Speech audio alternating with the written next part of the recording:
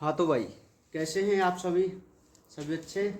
चलिए, तो जैसा कि आप सभी को पता ही है, कल हमने एक बहुत ही इम्पोर्टेंट टॉपिक के बारे में बात की थी और जिसका नाम था हृदय चक्र। ठीक है, कल मतलब मैं ये कहूँ सीधी सी भाषा में कि कल हमने हृदय की क्रिया विधि को देखा, हार्ट की मैकेनिज्म के बारे में समझा। ठीक है, तो थ्योरी तो हमारी कंप्लीट हो गई है। आज जो हम देखेंगे वो ये समझेंगे कि आखिर हमारा जो हार्ट है वो किस प्रकार अपनी क्रिया विधि को कंप्लीट करता है, यानी कि ब्लड को किस प्रकार पंप करता है ना। ये सारी चीजें आज हम यहाँ पे समझेंगे। ठीक है, तो आज लिखने का तो कोई काम नहीं है, पेन कॉपी दूर रख दीजिए, केवल समझने पे ध्यान दीजिए। कॉपी को खोल के रखना ताकि आप उसमें से थ्योरी को साथ साथ देखते हुए चलें। ठीक है भाई, चलिए, तो सबसे पहले तो हम एक अपना हार्ट का डायग्राम बना लेते हैं, उसके बाद फिर हम समझने की कोशिश करेंगे। एक छोटा सा हार्ट का डायग्राम।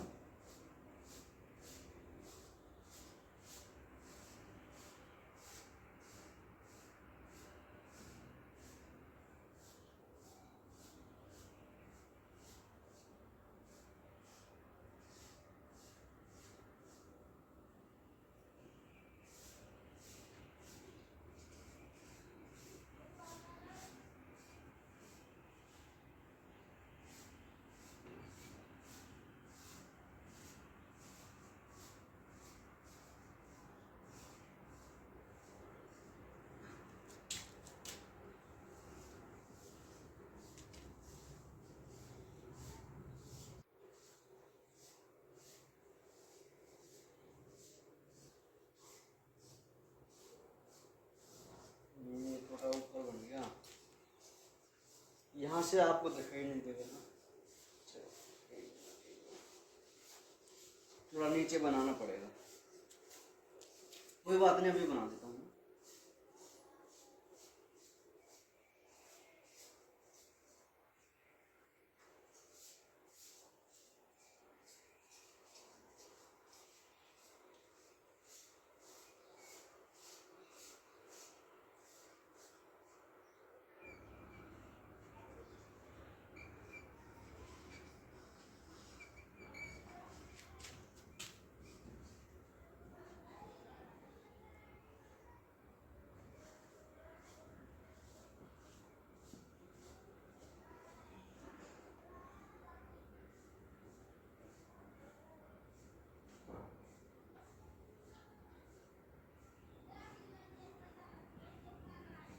चलिए, तो ये जो आपको दिखाई दे रहा है वह एक मानव हार्ट है। ठीक है, पूरा दिखाई दे रहा है आपको, है ना। अब ध्यान से आप मेरी बात को समझिए। पहले हम इनका एक नामकरण कर लेते हैं और कुछ इंपॉर्टेंट जो संरचना है वो भी हम यहाँ पे बना लेते हैं।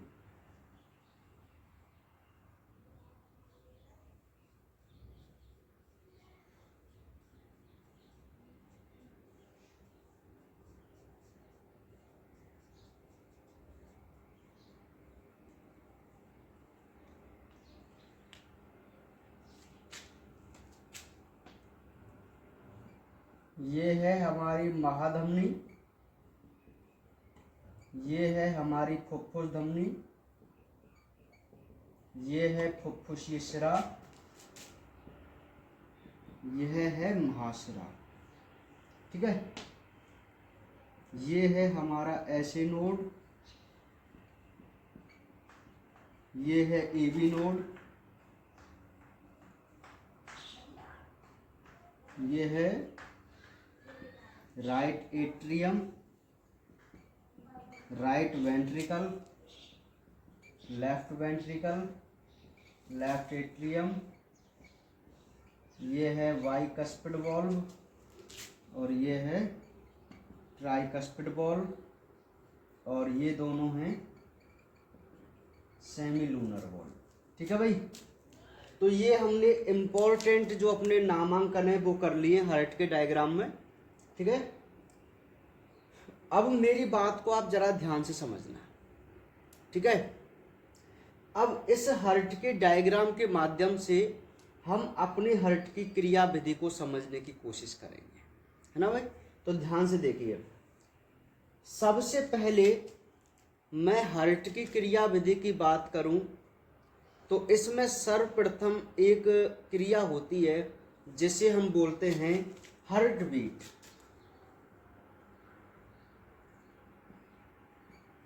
क्या बोलते हैं? हार्ट बीट, यानी कि हृदय स्पंदन। हृदय स्पंदन, ठीक है। ध्यान से समझो मेरी बात को। हार्ट बीट क्या है? देखो, ये जो पूरा हमारा हार्ट है, इस हार्ट का एक मेन काम होता है शुद्ध रुधिर को शरीर में पंप करना और अशुद्ध रुधिर को फेफड़ों में पंप करना। ये काम होता है इसका, ठीक है, भेजना मतलब। अब जैसे ही हार्ट अपना कार्य करता है तो इसमें सबसे पहले एक हृदय की धड़कन होती है, हृदय स्पंदन करता है और इसके धड़कने के दो चरण होते हैं। एक तो ये सबसे पहले संकुचित फिर शिथिल। बात को जरा ध्यान समझो, कोई चीज धड़कती है, ऐसे धड़कती है ना, इस प्रकार। तो इसमें क्या हो रहा है?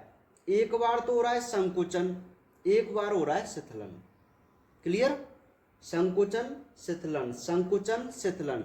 तो इसी को हम हार्ट का धड़कना या हार्ट बीट बोलते हैं, मतलब हृदय की धड़कन, ठीक है। अच्छा, अब देखिए, तो हार्ट बीट में कौन कौन काम आते हैं, कैसे काम आते हैं, वो भी जरा आप ध्यान से देखिए। ये महाश्रा का छिद्र है, इसके समीप एक घुंडी जैसी इंपॉर्टेंट संरचना है। इस इंपॉर्टेंट संरचना का नाम है SA नोड। क्या नाम है इसका? SA नोड, जिसको आप बोलेंगे शिरा आलिंद घुंडी, ठीक है। ये ऐसे नोड एक ऐसी संरचना है हार्ट के अंदर जो अपने अंदर कुछ ऐसे आवेग उत्पन्न करता है जो और कोई नहीं कर सकता। बात को जरा ध्यान समझो।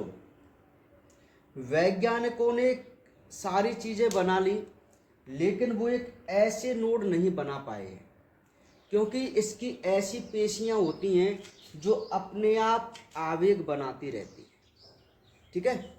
बात को जरा ध्यान समझो। ये जो ऐसे नोड होता है, इसके पास कुछ ऐसी सूचनाएं बनती हैं जो हार्ट को संकुचन कराने के लिए रेस्पॉन्सिबल हो, उसको सिकोड़ने के लिए, ठीक है। हाँ, तो ऐसे नोड के पास क्या है, जो आवेग उत्पन्न होते हैं वो सबसे पहले जो ऐसे नोड के आवेग हैं वो दोनों आलिंदों में जाते हैं। कहाँ पे जाते हैं? आलिंदों में। और जैसे ही आलिंदों के पास इसकी सूचना जाए, इसके कोई आवेग जाए, तो हमारे जो आलिंद हैं, एट्रियम हैं, वो कॉन्ट्रैक्ट होने लग जाते हैं, संकुचित होने लग जाते हैं, ठीक है।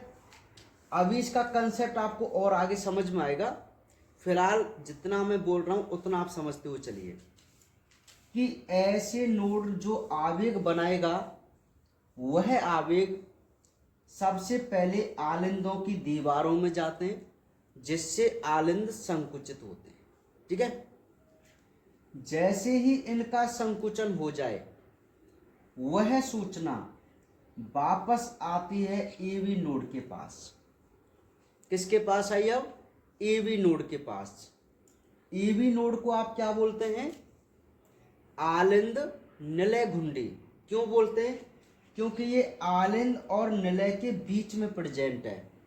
भाई देखो, ये निलय है, ये आलिंद है, तो इन दोनों के बीच में ये संरचना उपस्थित होती है, इसीलिए इसे हम AV नोड यानी कि आलिंद निलय घुंडी बोल के चलते हैं। इसको शिरा आलिंद क्यों कहते हैं? क्योंकि ये शिरा और आलिंद के बीच पास में होता है। देखो, ये महाशिरा है ना, तो शिरा के पास में है ये और आलिंद में है, तो इसलिए इसका नाम है शिरा आलिंद घुंडी। और ये निलय और आलिंद के बीच में है, तो इसलिए इसका नाम है आलिंद निलय घुंडी। लेकिन आपको शॉर्ट नाम इनके याद रखने हैं, ऐसे नोड, एवी नोड। केवल इनका कार्य आप समझो, क्या कार्य है। तो ऐसे नोड सूचना उत्पन्न करता है। तो मैं एक सीधी सी भाषा में ये कह सकता हूं कि विदाउट ऐसे नोड के हर्ट कुछ भी नहीं है। समझ रहे आप मेरी बात को। ये जो ऐसे नोड होता है ना, वही हर्ट की क्रिया विधि के लिए रेस्पॉन्सिबल होता है और कोई ऑर्गन्स नहीं होता। ठीक है, ऐसे नोड की वजह से ही हमारा जो हर्ट है वो पंप करता है ब्लड को। क्यों करेगा पंप? क्योंकि इसमें संकुचन कराने के लिए आवेग बनते हैं। ठीक है, अब देखो ये कोई चीज है, मान लीजिए इसमें कुछ लिक्विड भरा हुआ है ना भाई। अब मैं इसको ऐसे दबा दूं, ये संकुचित हुआ, तो इसके अंदर की कोई चीज है वो एक साथ प्रेशर से बाहर निकलेगी, नहीं निकलेगी? क्लियर, श्योर निकलेगी, है ना। तो यही तो सिस्टम होता है कि जो हार्ट में ब्लड भरा हुआ है, जब वो संरचना संकुचित होगी तो उसके अंदर से जो ब्लड है वो एक साथ पंप होगा, बस। अब ये पंप क्यों हो रहा है? क्योंकि वो कॉन्ट्रैक्ट हो रहा है, और उस कॉन्ट्रैक्ट के लिए रेस्पॉन्सिबल कौन है? ऐसे नोड है। कौन है? ऐसे नोड है। ठीक है, तो ऐसे नोड की बात समझ में आ गई।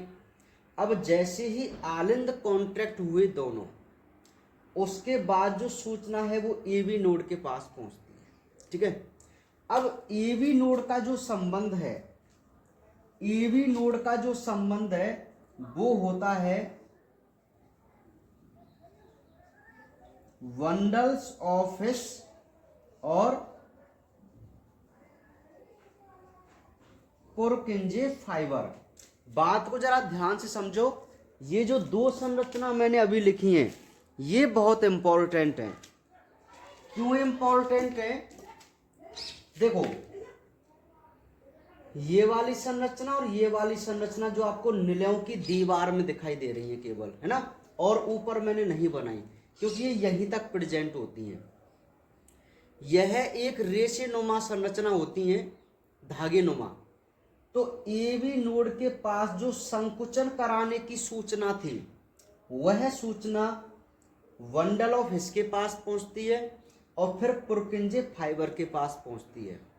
ये जो पुरकिंजे तंतु होते हैं इनका संबंध निलयों की दीवार से होता है।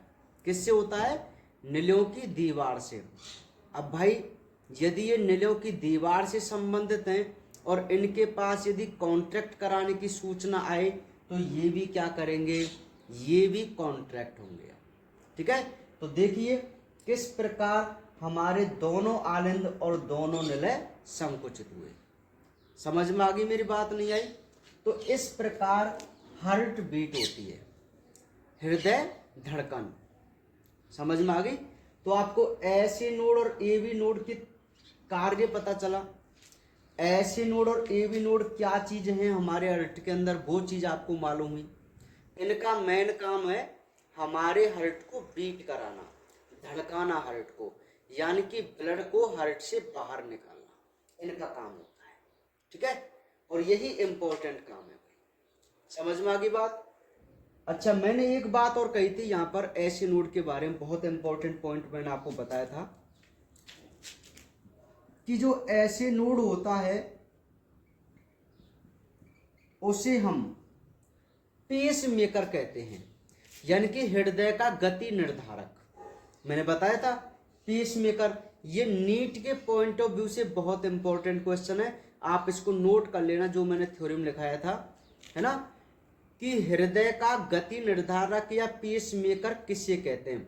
तो आपको लिखना है एस ए नोड को हम हार्ट का पेस मेकर बोलते हैं। अब ये क्या चीज है गति निर्धारक, वो देखिए। गति निर्धारक मतलब किसी भी चीज की गति को निर्धारित करने वाला। अब एक बात बताओ, हार्ट की जो गति है वो क्या है?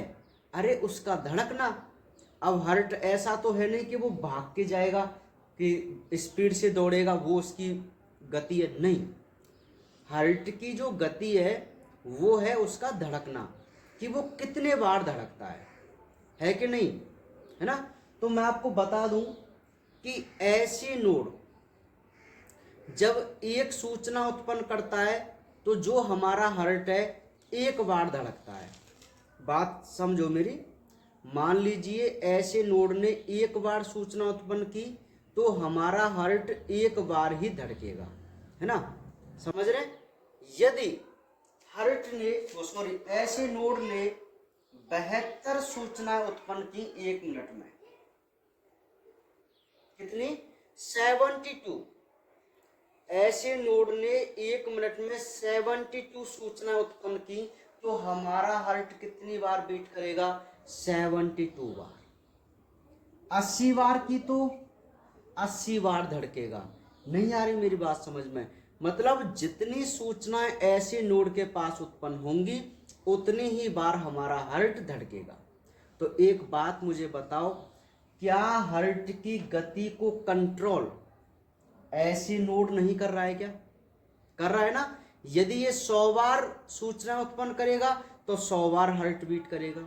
तो एक सिंपल सी बात है कि हृदय की गति पर जो कंट्रोल है वो किसका है, ऐसे नोड का है, ठीक है। और एक बार धड़कने को ही तो हम अपनी पल्स बोलते हैं। पल्स देखिए, अरे पल्स नहीं जानते क्या, हार्ट रेट, हृदय स्पंदन दर, ऐसे चेक करते हैं ना कि हमारी 72 पल्स रेट होती हैं, है ना। तो वो 72 पल्स रेट का मतलब सीधा सा यूँ समझो कि आपका ऐसे नोड 1 मिनट में 72 आवेग उत्पन्न कर रहा है। किसी की मान लीजिए 80 पल्स रेट है, 80, तो क्या आप अंदाज लगाएंगे कि इस व्यक्ति का जो ऐसे नोड है वो 1 मिनट में 80 सूचना उत्पन्न कर रहा है। ये सिंपल सी बात है, ठीक है। तो इसलिए हम ऐसे नोड को क्या बोल के चलते हैं भाई, पेस मेकर बोल के चलते हैं। तो आपको ये हार्ट बीट वाला कंसेप्ट समझ में आ गया, हृदय स्पंदन, ठीक है। मतलब हार्ट बीट का सिस्टम आपको समझ में आ गया ना। मोस्टली ऐसे नोड एबी नोड के बारे में आप जान गए ना कि ये क्या काम कराते हैं, इन्हीं की महिमा है पूरी, ठीक है। चलिए, तो ये तो हमारी हार्ट बीट वाली बात हुई, पेस मेकर वाली बात हुई, है ना। अब हम बात कर लेते हैं कि हमारे हार्ट की क्रियाविधि। तो भाई 4 प्रावस्थाएं हैं इसकी, ठीक है। तो देखिए सबसे पहली है, अब ये सिंपल हो जाएगा आपके लिए ना, अब आपको बिल्कुल भी दिक्कत नहीं आएगी इसमें। आलिंदों का शिथिलन। ध्यान से आप मेरी बात को समझो। एक बात मुझे बताओ, यदि कोई चीज रिलैक्स की पोजीशन में है, शिथिल अवस्था में, तो आप उसमें कोई ना कोई चीज भर सकते हैं या नहीं भर सकते, श्योर भर सकते हैं। और यदि कोई चीज पिचकी हुई अवस्था में हो या संकुचित करने की अवस्था में हो तो क्या होगा, उसके अंदर से जो लिक्विड है या पदार्थ है वो बाहर निकलेगा। यही कंसेप्ट है ना।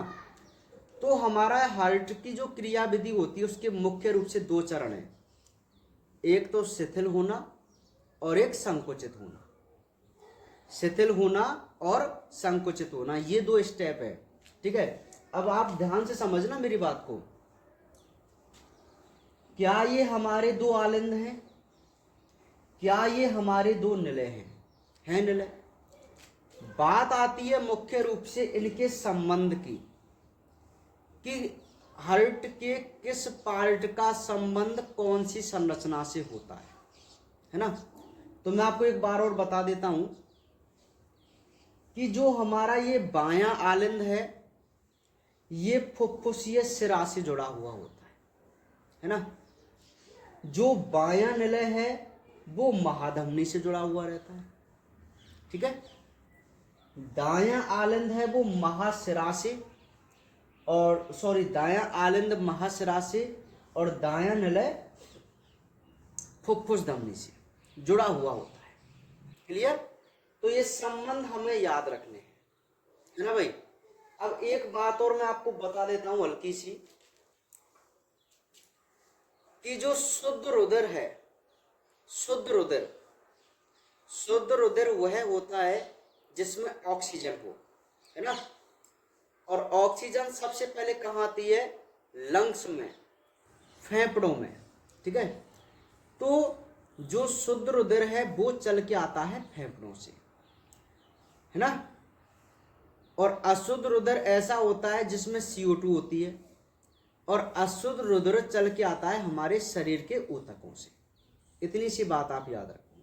अब देखो, सबसे पहले फेज क्या कहती है? आलिंदों का शिथिलन, है ना भाई। तो इसका कंसेप्ट आप समझो ध्यान से कि जैसे ही दोनों आलिंद शिथिल होते हैं, अब मैं जो बोलूंगा ना वो आपकी थ्योरी से डिटो शब्द मिलेंगे, ठीक है भाई। आपकी पहली फेज क्या है? शिथिलन। अरे भक्तजनों, क्या आपने ब्लड भर लिया क्या अपने हार्ट में? हार्ट का काम क्या है? ब्लड को पंप कराना। तो भाई पहले आप उसमें भरो तो सही ब्लड को, आप पंप किसको कराएंगे? अभी तो आपका हार्ट बिल्कुल खाली है कि नहीं। तो इसीलिए सबसे पहली जो फेज है, जो प्रावस्था है, वो है आलिंदों का शिथिलन। समझ में आ गई कि ये क्यों स्टार्टिंग की अवस्था है? क्यों? क्योंकि इस समय हमें सबसे पहले अपने आलिंदों में रक्त को भरना है। क्लियर? अब देखिए क्या लिखेंगे आप? जैसे ही दोनों आलिंद शिथिल होते हैं तो फुफ्फुसीय शिरा से कैसा रक्त? शुद्ध रक्त। अब ये चीज आपको याद रखनी है ना। अब यहां एक क्वेश्चन और आता है कि जो शिराएं होती हैं, आपने रुधिर वाहिका पढ़ी है, धमनी, शिरा, केशिका, है ना। धमनी जो होती हैं उनमें तो शुद्ध रुधिर बहता है, शिरा जो होती हैं उनमें अशुद्ध रुधिर बहता है ना। लेकिन हार्ट में इस जगह पर एक अपवाद है, ये है ना। अपवाद स्वरूप केवल इसी शिरा से शुद्ध रुधिर बहता है, अन्यथा शुद्ध रुधिर हमेशा धमनियों से ही प्रवाहित होता है, ठीक है। तो आप ये अपवाद भी याद रखना, है ना। तो अब दोबारा समझो, दोनों आलिंद आपके शिथिल हुए तो इनमें रक्त भरेगा। अब भैया इनका संबंध देखो, आलिंदों में यदि आपको रुधिर भरना है तो इनका संबंध किससे है? वही संरचना तो इनके अंदर ब्लड को लेके आएंगी, है ना। तो आप लिखेंगे जैसे ही दोनों आलिंद शिथिल होते हैं, फेफड़ों से शुद्ध रुधिर को फुफ्फुसीय शिरा बाएं आलिंद में लाती है। क्लियर बात? तथा शरीर से अशुद्ध रुधिर को महाशिरा दाएं आलिंद में लेकर आती है। बस भाई ये हल्का सा पहला आपका कंसेप्ट है। ये हमारा शुद्ध रुधिर, ये हमारा अशुद्ध रुधिर। भर गया भाई आलिंदों में? बताओ भरा कि नहीं भरा? कब भरा? जब हमारे आलिंद कौन सी पोजीशन में थे?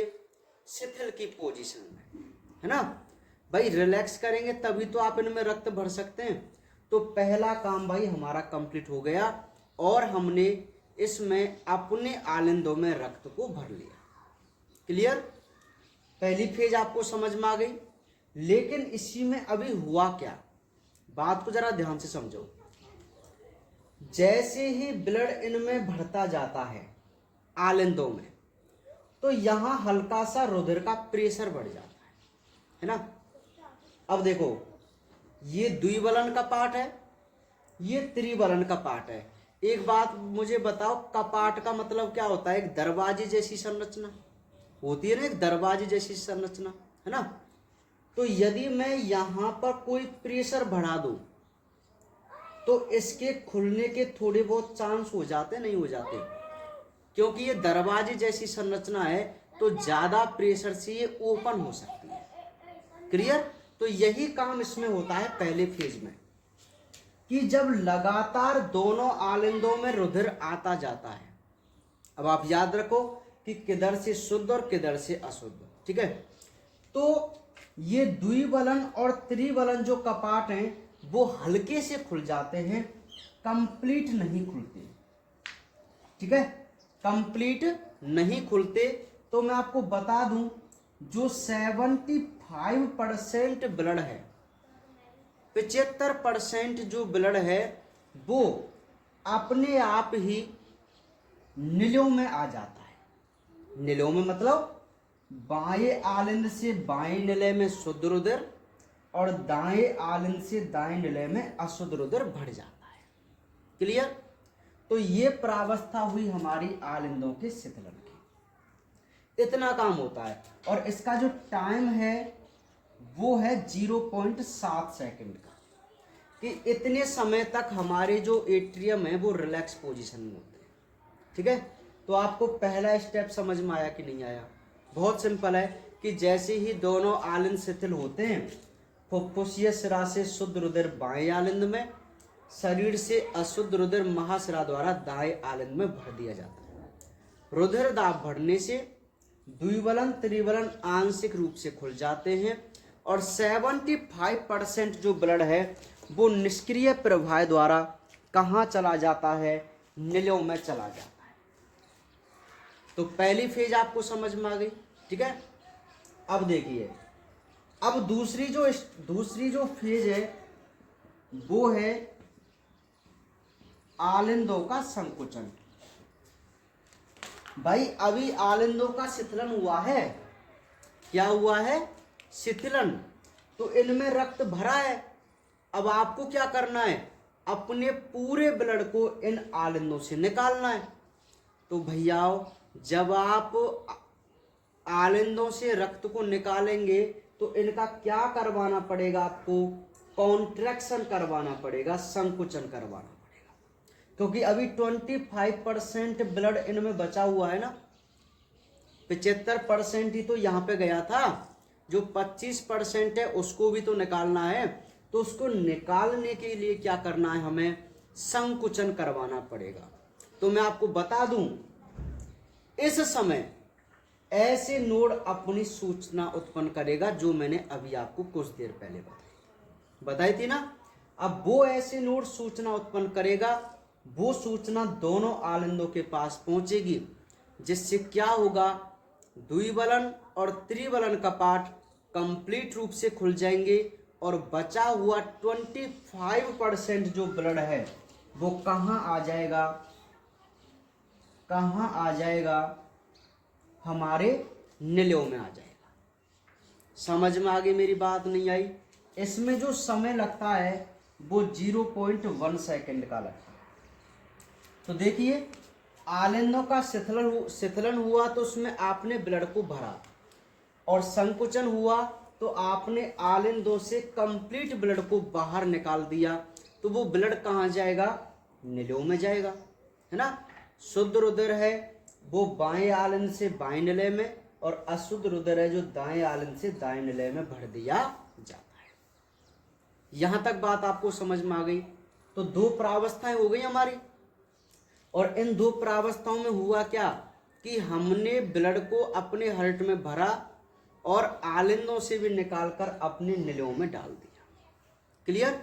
चलिए, अब तीसरी जो फेज है वो बहुत इंपॉर्टेंट है। इसे बोलते हैं निलों का संकुचन। क्या बोलते हैं? निलों का संकुचन। अब भाई आप क्यों नहीं समझ रहे कि आपका जो ब्लड है वो निलों में भरा हुआ है? तो आपको तो इन निलों से भी बाहर निकालना है, और यदि आप ब्लड को बाहर निकालेंगे तो आपको क्या करवाना पड़ेगा? कॉन्ट्रैक्शन करवाना पड़ेगा, संकुचन करवाना पड़ेगा। ठीक है, तो इसलिए जो तीसरी प्रावस्था है वो क्या है? कॉन्ट्रैक्शन ऑफ वेंट्रिकल, यानी कि निलों का संकुचन। ठीक है, तो अब जरा ध्यान से देखिए, है ना। अब यहां हुआ क्या होगा कि आलिंदों की जो सूचना थी संकुचन वाली वो एबी नोड के पास आई, और एबी नोड से बंडल हिस और पुरकिंजित तंतु के पास पहुंच गई, और निलों ने अब क्या होना स्टार्ट कर दिया? संकुचन। अब ध्यान से समझना, अब एक बात मुझे बताओ, नलियों में ब्लड भरा हुआ है, इसका आपको संकुचन कराना है तो मतलब ब्लड बाहर निकलेगा। तो एक बात मुझे बताओ कि जो ब्लड बाहर निकलेगा वो किससे बाहर निकलेगा? अरे जो संरचना इन नलियों से जुड़ी हुई रहेंगी उन्हीं के माध्यम से तो ब्लड बाहर निकलेगा। समझ में आ रही बात है ना? तो संरचनाएं, बाएं नली से कौन जुड़ी हुई है? महाधमनी। दाएं नली से कौन जुड़ी हुई है? फुफ्फुस धमनी। समझ में आ गई बात? तो इन्हीं के माध्यम से जो नलियों का ब्लड है वो अपने अपने उचित स्थान पर जाएगा। ठीक है, लेकिन इससे पहले क्या होता है मैं आपको बता दूं, ध्यान दीजिए, समझना मेरी बात को। अब यहीं पर मैं एक बात और करने जा रहा हूं। वो क्या बात है? मैंने आपको बताई थी हार्ट साउंड, हृदय ध्वनि बताई थी ना, कि हृदय ध्वनि दो होती हैं, एक लब और एक डब। अब ये कब उत्पन्न होती हैं वो भी आपको यही पता चल जाएगा, है ना? तो ध्यान दीजिए, सुनो। जैसे ही जो ब्लड है आलिंदों से नलियों में भर रहा था, है ना, तो पूरा ब्लड इन नलियों में भर गया, है ना। अब एक बात मुझे बताओ, द्विबलन और त्रिबलन जो कपाट हैं इनके खुलने से ही तो आलिंदों से रक्त भरा था नलियों में, है ना, भरा था ना। लेकिन जैसे ही निलय अब संकुचित होंगे, एक बात मुझे बताना, अब यदि मैं अब नलियों को संकुचित कराऊं तो हो सकता है ना कि कुछ ब्लड वैक फ्लो हो जाए आलिंदों में। बताओ मुझे, हो सकता है नहीं हो सकता? सिस्टम समझो भाई, ये द्विबलन त्रिबलन कपाट है, ये खुले हुए हैं क्योंकि ब्लड आया है इनसे आलिंदों से। यदि ये नहीं खुलेंगे तो आलिंदों से रक्त ही नहीं आता, है ना। तो खुले तो रहेंगे ये क्योंकि नलियों में रक्त भरा है। अब निलय जब संकुचित हो रहे हैं तो जो ब्लड है, अब मैं ऐसे संकुचित करा रहा हूं इनको, तो इनके अंदर जो ब्लड है उन पर एक बहुत ज्यादा प्रेशर लगेगा, है ना। तो हो सकता है कि कुछ ब्लड हमारा बैक फ्लो हो जाए क्योंकि ये रास्ते खुले हुए हैं, द्विबलन और त्रिबलन कपाट वाले, है ना, हो सकता है ना। और यदि ऐसा हो गया तो बहुत ही दिक्कत वाली बात हो जाएगी। ठीक है, तो इसीलिए क्या होता है, अब बात को समझो कि जैसे ही निलय संकुचित होते हैं, जैसे ही निलय संकुचित होते हैं तो द्विबलन और त्रिबलन कपाट बंद हो जाते हैं। आप मुझे एक बात बताओ, यदि आपको नलियों को संकुचन कराना है तो आपको ये कपाट बंद करने पड़ेंगे कि नहीं करने पड़ेंगे? बिल्कुल करने पड़ेंगे ना। और यदि ये बंद नहीं हुए तो जो हमारा ब्लड है वो वापस बैक फ्लो हो जाएगा और हमारा हार्ट प्रॉपर काम नहीं करेगा। ठीक है, तो इसीलिए क्या होता है, जैसे ही निलय संकुचित होते हैं हमारे द्विबलन और त्रिबलन कपाट तो बंद हो जाते हैं, और जैसे ही ये कपाट बंद होते हैं, अब भाई आप कोई दरवाजा लगाओ, एक आवाज तो होती है नहीं होती? तो भैया जब आपके ये कपाट बंद हो रहे हैं तो एक साउंड आती है, और उसी साउंड को हम हार्ट की फर्स्ट साउंड बोलते हैं, जिसे लब बोलते हैं। मतलब लब लब लब लब लब ऐसी आवाज आती है। क्लियर, समझ में आ गई? First sound. तो फर्स्ट साउंड कब उत्पन्न होती है?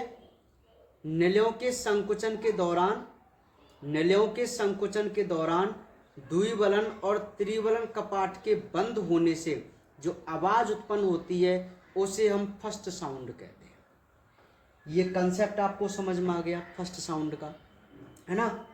बंद हो गए दरवाजे, अब ये तो बंद कर दिए, अरे कोई ना कोई चीज तो खोलो जिससे ब्लड बाहर निकले। तो भाई इनका संबंध महाधमनी और फुफ्फुस धमनी से है, और इनके बीच में कौन से कपाट हैं? ये सेमी लूनर कपाट, यानी कि अर्धचंद्राकार कपाट। तो इन कपाटों को आपको खोलना होगा कि नहीं खोलना होगा? बिल्कुल खोलना होगा।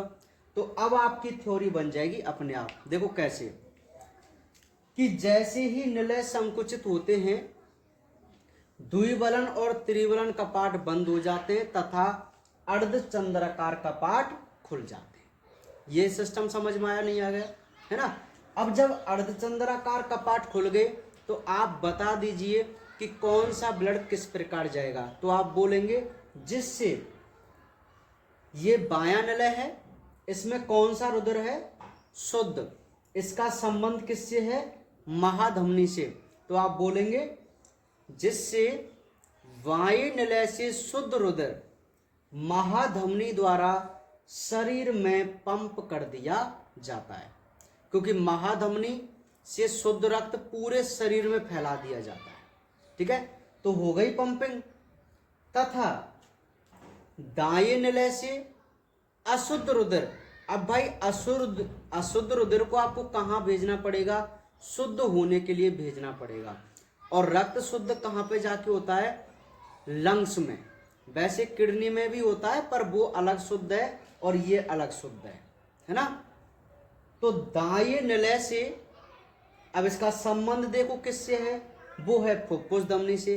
तो आप बोलेंगे दाएं निलय से अशुद्ध रुधिर को फुफ्फुस धमनी द्वारा शुद्ध होने के लिए फेफड़ों में भेज दिया जाता है। बस, तो हो गया हमारा निलयों का संकुचन।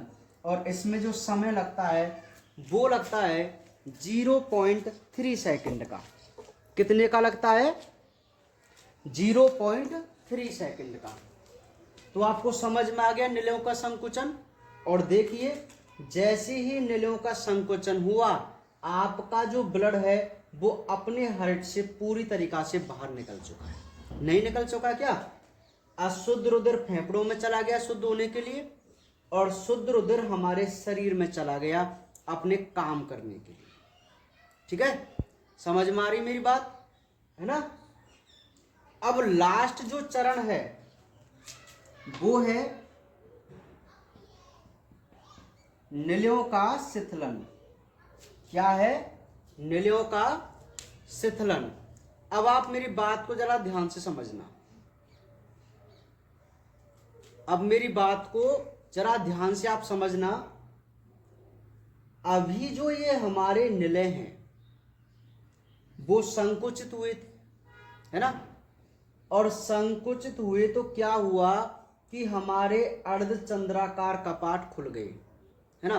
अब एक बात मुझे बताओ, अभी ये अर्धचंद्राकार कपाट हैं, यदि वो खुलेंगे तो बताओ इस प्रकार खुलेंगे कि नहीं खुलेंगे? ऐसे खुलेंगे ना, जिससे ब्लड ऐसे बाहर निकलेगा, है ना? जैसे ही पूरा ब्लड इससे पंप हो जाएगा, कुछ ब्लड वापस आएगा। भाई थोड़ा बहुत ब्लड की मात्रा तो वापस आएगी, क्योंकि जब तक इसमें प्रेशर रहेगा तब तक तो ये ब्लड को पंप करता रहेगा। थोड़ा सा प्रेशर कम हुआ तो कुछ ब्लड यहाँ से वापस लुढ़क कर आ सकता है और आएगा, है ना? तो ये जो वापस ब्लड आएगा तो इस पर ऐसे पड़ेगा, है ना? तो ये दरवाजे क्या हो जाएंगे? अब बंद। मेरी बात समझ में आ रही है भाई? जब निलय आपके संकुचित हो गए तो उन्होंने ब्लड को बाहर निकाल दिया। अब संकुचित होने के बाद निलयों को क्या होना है? शिथिल होना है। क्यों? ताकि इनमें दोबारा से रक्त भर सके और दोबारा हम उसको पंप कर सके, है ना? तो जब ये रुधिर शिथिल होगा, निलय शिथिल होगा, तो इसमें रक्त का भरना आवश्यक है कि नहीं? और रक्त निलयों में कब आ सकता है? जब आपके द्विबलन और त्रिबलन कपाट खुले हुए हों, तभी तो आएगा।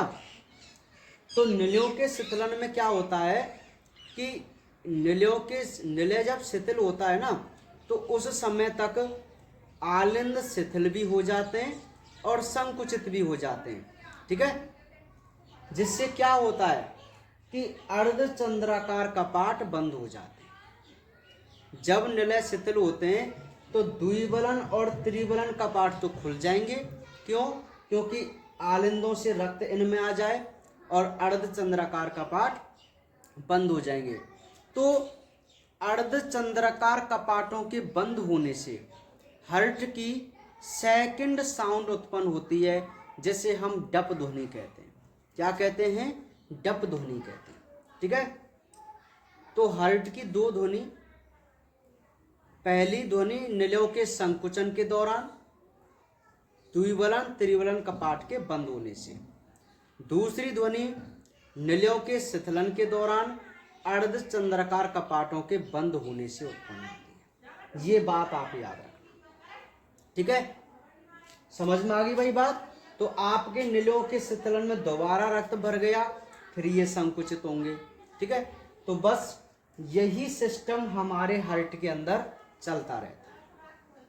तो ये भाई हमारी 4 फेज है, इनमें टोटल 0.4 या 0.5 का समय लगता है। तो टोटल आपके हार्ट साइकिल में 0.8 सेकंड का समय, 0.1, 0.3, 0.4, तो 0.8 सेकंड का समय लगता है। हम अपने शिथिल वाले समय को काउंट नहीं करते। हृदय चक्र में मैंने स्टार्टिंग में लिखाया है, एक हार्ट साइकिल 0.8 सेकंड में कंप्लीट हो जाता है। और ये 0.8 सेकंड कहाँ से आया? कि यदि हम अपनी हार्ट बीट 72 माने, 1 मिनट में 72, 1 मिनट में कितनी माने? 72, तो आप हार्ट बीट निकालेंगे तो 60/72 आएगा ना, है ना, एक चक्र। क्योंकि 72 पल्स रेट का मतलब क्या हुआ? 72 बार 72 टाइम्स हमारा जो हार्ट है वो चक्र चला रहा है, 72 चक्र, है ना। तो एक चक्र में कितना समय लगेगा? 0.8 सेकंड। समझ में आ गई मेरी बात? तो इस प्रकार 0.8 सेकंड समय निकला। तो ये है हमारे हार्ट की मैकेनिज्म, क्रियाविधि। तो आपको पूरा कंसेप्ट आसानी से समझ में आ गया? नहीं आ गया? इसकी एक बार आप प्रैक्टिस करना और इसको याद करके देखना। ठीक है, बाकी बातें कल हम दोहरा रक्त परिसंचरण की करेंगे और 1-2 टॉपिक और हैं, उसके बाद ये चैप्टर कंप्लीट है। ठीक है, तो बाकी बातें करेंगे अब कल।